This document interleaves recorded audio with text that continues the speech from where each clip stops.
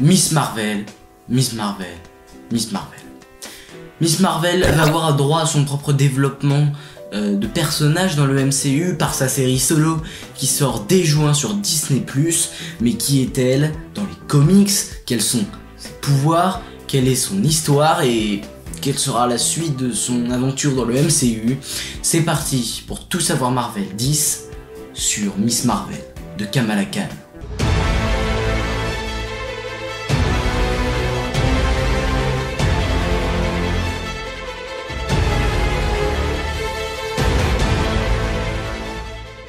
Alors tout d'abord, qui est-elle? Qui est Miss Marvel, ce personnage?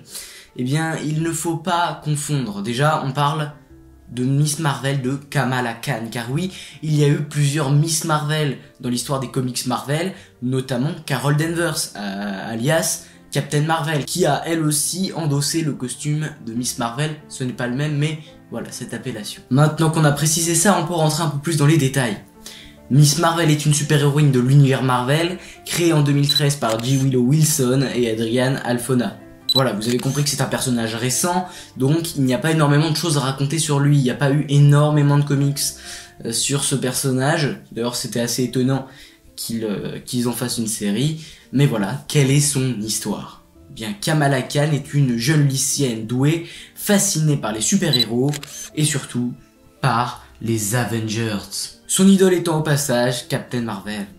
Un soir, elle se rend à une fête organisée par ses camarades du lycée, mais énervée par le comportement surprotecteur de son ami Bruno, eh bien elle quitte la fête. En route pour rentrer chez elle, elle se perd dans le nuage de brume tératogène relâché par le roi des Inhumains, Flèche Noire.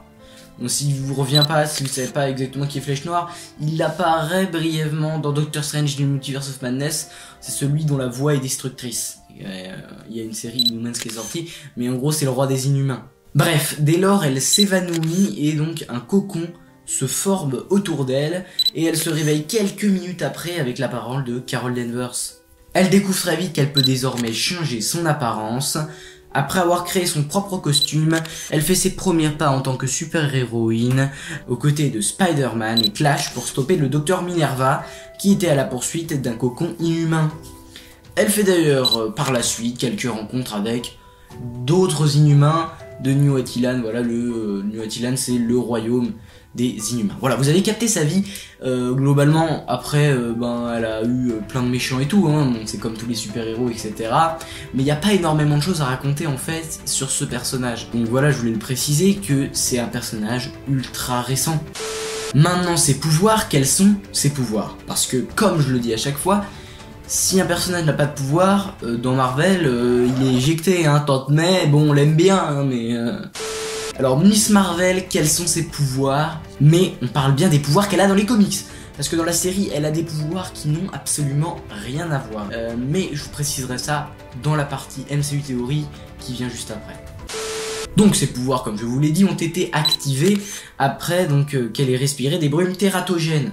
Elle est capable de modifier son apparence, de déformer, allonger, agrandir, rétrécir, ou compresser ou encore rendre élastique toutes les parties de son corps, mais vraiment toutes. Pourquoi j'ai fait cette précision?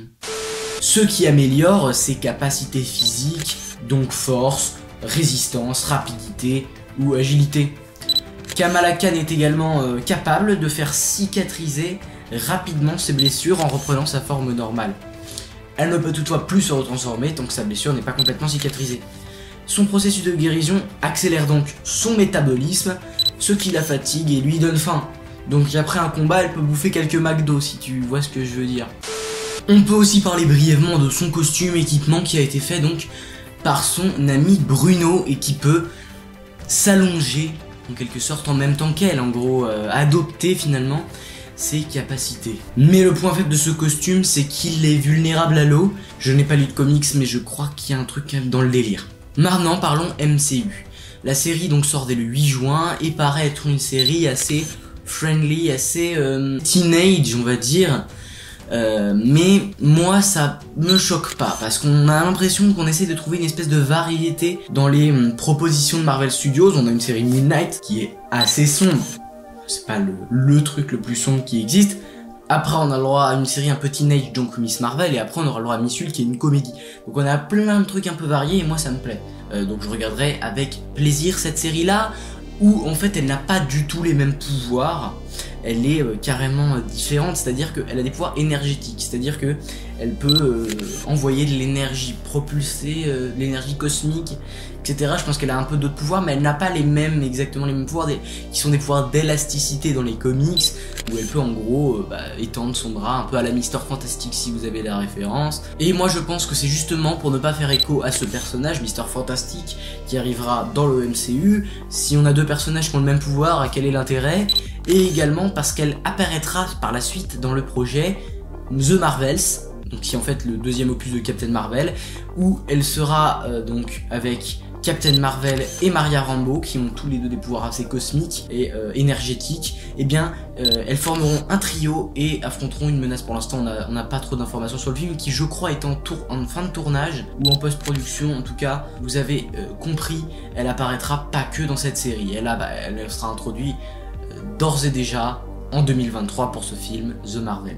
Alors pour ce personnage, j'ai pas tellement d'attente. J'aimerais juste que voilà, on respecte sa croyance, car elle est musulmane. Et on a eu déjà Oscar Isaac qui dans la série Moon Knight était juif. Donc là on a un juif, une musulmane, pourquoi pas un chrétien par la suite. Mais bon, j'y crois très peu, parce que tout simplement j'ai l'impression qu'ils veulent être dans la différence. Et vu que là-bas aux États-Unis la religion c'est le catholicisme. Pourquoi je parle de religion dans une vidéo Marvel? Bref, voilà, j'ai pas trop d'attente sur cette série, mais elle pourrait me surprendre. J'attends d'être surpris. Donc ses pouvoirs ne seront pas les mêmes. Elle ne sera pas exposée aux brumes tératogènes, parce que les Inhumans ne sont tout simplement pas introduits dans le MCU, donc difficile de faire ça. En revanche, ce qu'on voit dans le trailer et ce qu'on imagine, c'est que c'est un bracelet extraterrestre qui lui donne ses pouvoirs. Voilà, et donc elle va créer son propre costume, ou est-ce que c'est toujours son ami Bruno? On ne sait pas s'il connaît son existence dans cette série, mais il a un rôle clé dans la BD, donc pourquoi pas. Écoutez, c'est la fin de cette vidéo, j'espère que vous savez tout sur Miss Marvel. Voilà, il n'y avait pas énormément de choses à dire par rapport aux autres personnages. Si vous voulez checker, j'ai fait une vidéo sur Cléa qui apparaît dans Doctor Strange 2. J'ai fait également une vidéo sur Kang, sur Shumagorath, sur Moon Knight. Même si Moon Knight, bon, elle est peut-être plus d'actualité. Shumagorath également. Mais voilà, il y en a qui arrivent, il y a des résumés avant chaque film et série de la timeline des personnages qui arrive. Il y a plein de trucs sur ma chaîne, donc n'hésitez pas à vous abonner, à liker, à partager et à passer une très bonne journée. Et n'oubliez jamais, subscribers, rassemblement.